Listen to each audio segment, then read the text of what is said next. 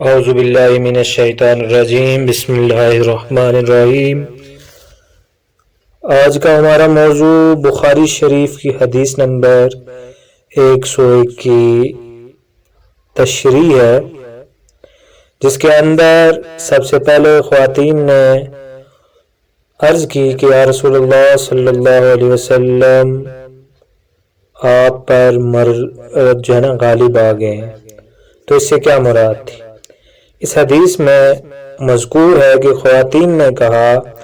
آپ پر مرد غالب آ گئے ہیں۔ اس کا معنی یہ ہے کہ ہفتے کے تمام دنوں میں مرد آپ کے ساتھ لازم رہتے تھے اور وہی آپ سے علم کی باتیں اور دینی مسائل کو سنتے ہیں، اور ہم خواتین جسمانی طور پہ کمزور ہیں اور مردوں سے مزاحمت کی طاقت نہیں رکھتے، تو آپ ہفتے کے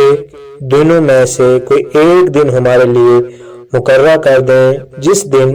ہم آپ سے علم کی باتیں اور دینی مسائل کی باتیں سیکھیں۔ تو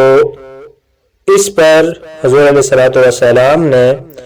ان کے لیے ایک دن متعین کیا، اور اس دن آپ کو عورتوں کو آپ نے نصیحت بھی کی،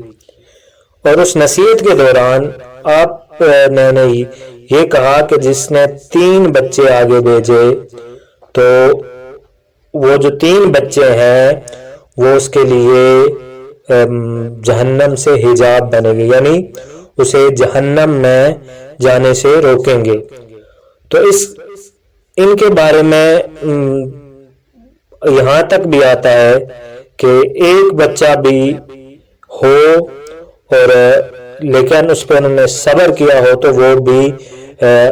جہنم سے اپنے والدین کو روکے گا۔ اور وہاں پہ عورت نے کہا کہ کیا 2 بھی؟ تو آپ علیہ الصلوۃ والسلام نے 2 کا بھی بتایا کہ 2 بھی روکیں گے، لیکن حضرت عبداللہ بن مسعود بیان کرتے ہیں رضی اللہ تعالیٰ عنہ کہ رسول اللہ صلی اللہ علیہ وسلم نے فرمایا، جس نے 3 نابالغ بچوں کو بھیجا وہ اس کے لیے دوزخ کے آگ سے محفوظ قلعہ بن جائیں گے۔ حضرت ابو ذر نے کہا میں نے تو 2 بھیجے ہیں، آپ نے فرمایا اور 2 بھی؟ پھر حضرت ابی بن قعب سید القرآن نے کہا میں نے تو 1 بھیجا ہے، آپ نے فرمایا اور 1 بھی، لیکن یہ اس وقت ہے جب وہ پہلے بار صدمہ پہنچے تو اس وقت صبر کرے۔ یعنی الغرض کہ اگر کوئی ایک بچے کو بھی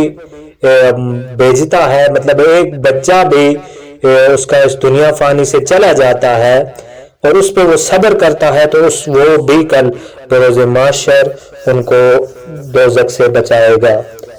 اور جو تیسری چیز اس کے اندر ذکر تھی کہ خواتین کو عالم میں دین سے مسائل معلوم کرنے چاہیے یا نہیں، کیونکہ اس میں حضور علیہ الصلوۃ والسلام ان کو مسائل بتا رہے تھے، انہوں نے ایک دن بھی ان کے لیے مختص کیا تھا۔ تو اس سے یہ بات ثابت ہوتی ہے، اس حدیث سے یہ معلوم ہوا کہ خواتین اپنے دینی مسائل مرد عالم سے معلوم کر سکتی ہیں اور مرد ان کا جواب دے سکتا ہے۔ اسی طرح اور بھی ضروری امور میں وہ مرد سے بات کر سکتی ہیں۔ الغرض